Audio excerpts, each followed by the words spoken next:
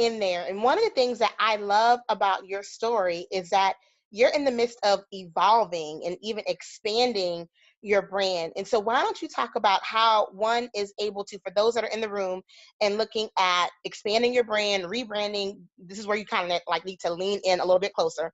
As Rochelle shares how she's been able to carry over her influence from the past 20 years to something that she's involving into in the future.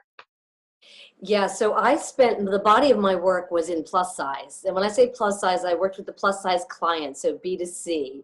And working with the plus size client, I learned everything about her. I knew how to niche that market. Mm-hmm. She was aged 35 to 65, 150 to 250 pounds. I knew everything about her. Mm-hmm. I ended up speaking with all the health professionals in that work with the plus size client. So I was talking to the fitness trainers, the doctors, the nutritionists. I mean, I so knew how to niche the market. Mm-hmm. What happened after 20 years was I decided I want to do something a little different, but I still want to stay true to myself, which is very body-based, very body-oriented. So I'm taking that body of work into body-based leadership. And because I have such deep roots in the body of my work and in my body, I'm able to bring this forward and not be so nervous about it. It's not like I went from body-based work over to, IT, let's say. Right, exactly. One of the best things I ever heard was I made a 15-degree course change. 15 degrees is not a lot, but it brought my work with me and allowed me to go forward now more into organizational health with some callbacks to overall health and wellness.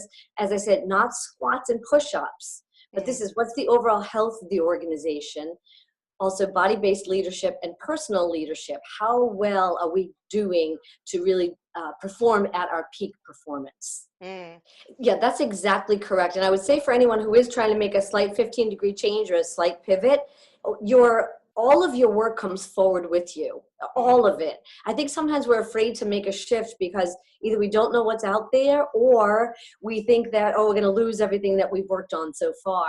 But what's coming forward with me is just going back to my original clients and just explaining to them, you know me, you know the body of work I've done, here's the direction I'm going. And I make the segue for them so that they understand I haven't left completely, I'm going in this direction.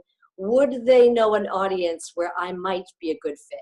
Awesome. There's someone in the room, probably a lot of someones that are looking to do exactly what you're doing and making that 15-degree pivot. And there's all kinds of ways you can do that and work and get information. But what has it been like for you and what would you advise?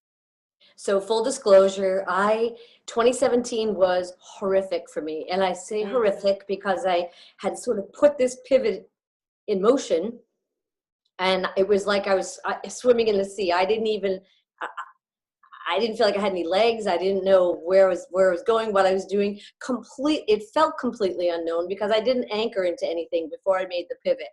And I know that seems, you just step into a little bit of unknown. But here's what I would say. When I finally felt like I got some legs at the beginning of this year, what I realized was I know my working style. But what I realized over this last year when I was having such a challenge figuring out what did this 15-degree pivot look like, that, maybe I'll be in this big mastermind group, or maybe I'll join this online program that has a huge Facebook community. But what I realized was I do know my working style. And I would say for anyone who's trying to either make a pivot or if you're just starting out, slow down to understand your working style.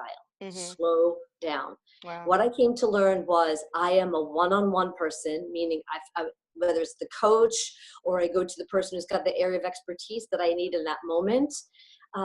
I also need to stay true to my heart and true to my intuition. What I say by that is we've all got these voices going on. We tend to just not pay attention to it. And if I'm teaching body-based leadership, this is what I'm teaching. This is my foundation. I need to own it. And I need to make these decisions based on what my body is. So for those of you that are just starting out or making a slight pivot, listen to what's going on in you and become very familiar with your style of working. What I would recommend, or what I would have said to my younger self would have been, stand on step one. Mm, own step one, just be there and mhm, stand still for just a moment. mhm. And you may have 17 pieces, and sometimes I like to go from step 1 to 100, and I don't want to do That's 2 through 99 right, at right. all. Get me to 100. It's that big vision that I want to get to. But I highly recommend, and this is something that I've had to just kind of retrain myself, is step by step by step. And what I find in our profession is that our biggest challenge is implementation. We Mhm, can go, I've said to some people, I've been to, I don't know how many conferences, influences, et cetera, with NSA. If mhm. I shouldn't say this, but I probably wouldn't have to go to another one if I looked at all my notes and did Wow. everything that I did. So Mhm. step by step and implementation. Yes. And for me, speed has always been a challenge. So now here I am really slowing it down Mhm. because I believe slow is going to be my new fast. Slow is and going one of the big questions that I pose to the group is, are you a speaker or are you an influencer? What would you say the difference is between the two? I think if you just look at yourself as a speaker, it's probably for one of two reasons. One, you're just focused solely on the business of speaking and getting booked and getting on that stage, which is not a judgment call. That's just how I view it. The Mhm. influencer side is someone who does that, but then takes their messages and their connections off stage, right? Mm, So online and offline or in multiple different forms. So to me, a speaker would be the person who flies in, does a speech, leaves. Whereas an influencer would be someone who goes in, speaks, and hangs around the rest of the day or a part of the day to do one-on-ones, meet and greets, actually extends the conversation. And mhm, think that's where we transition from just merely speaking mhm. to making that influence. That's awesome. That's perfect. Definitely. So what I hear you say is there's an extension off stage that should Mhm. come with anyone that desires to be an influencer and not just a speaker. So what if, so for me, I'll use myself as an example. I am introverted. Most people don't believe it just because I can get on stage and rock it out like the best of them in front of large audiences, as everyone in this room can. But at the same time, by the time I get off stage, I've poured everything out and I'm tired. And I'm tired. And I'm just like, what advice would you give to people like ourselves? Because I saw you saying me too, that they are, you know what? I've given you all that I have. But to be influential and to be more of an influencer to go along with sharing off stage, how would you just advise us for anyone that's wired like you and I?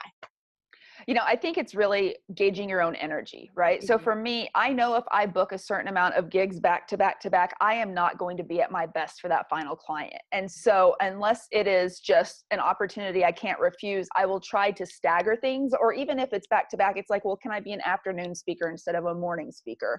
Just Okay. knowing where your own energy is important. And for me, I mean, I get up there on the stage and I do it. And then the next thing I want to do is go backstage, curl up into a ball and hug a stuffed animal or something.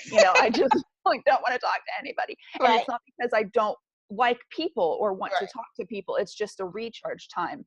But how I've navigated it is after the presentation, if people come up and say something to me, because a lot of times we get unsolicited feedback, right? And Mhm. that can be draining. What Mhm. I always try to do is to guide those conversations better so I know it won't be as draining on me and I can actually provide more value. So, for example, one of the questions is someone comes up to me and says, "Thank you so much." I shake their hand, engage with them, and I say, "Tell me, what was the number one thing that stood out in your mind?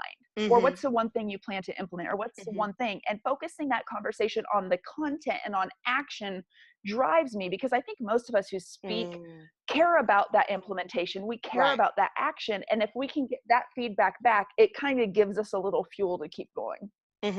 That's perfect. There's one last way that people in NSA, DC, and others in NSA can expand their influence. Why don't you say what that is?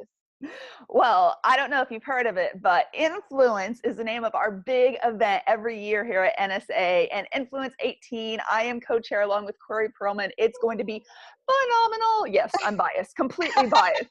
But we're so excited for what we have lined up. It's July 14th through 17th in Dallas, Texas. Early bird ends on March 15th registration, so you can save a couple $100 if you register by then. And it's main stage sessions, it's breakout sessions, it's hands-on pop-up experiences, it's networking, and our farewell party is only at Cowboy Stadium. So nothing What? Disneyland Oh whatsoever. my gosh. So NSADC, you heard it from her. You heard it from Jill. 5 more days to register. It's March 10th. 5 more days to register for the early bird. And I look forward to seeing you guys in Dallas. Thanks so much, Jill. Thanks, Melissa. Thanks, DC. All right.